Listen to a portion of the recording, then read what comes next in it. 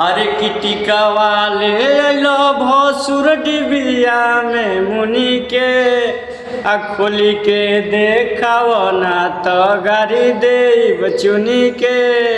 बारात के पंखा चलत रहे और पंडित जी नीचे के पहनले ना रहलन, धोती कुर्ता पहनले रहलन और पंखवा के हवा से धोतिया उधिया गई और जौन उनके प्राइवेट पार्ट रहे वो धोतिया से बाहर निकल आयल रहे। और एगो लड़किया देखलस तो वही महकवा में लागल गावे कि मंत्र बाचत माचत पंडित गईल भुलाई हो।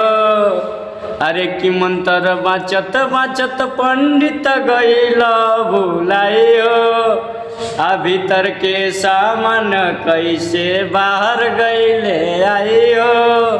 पंडित जी कहलन लड़की के आशीर्वाद देवे के पड़ी। कहलन अरे धन बाड़ू बाछी लिहलू इज्जत बचाई हो। अरे धन बाड़ू बाछी लिहलू इज्जत बचाई हो। आ जहाँ जइबू एकरा से लमर बेटाई हो। आ जहाँ जइबू एकरा से लमर बेटाई हो।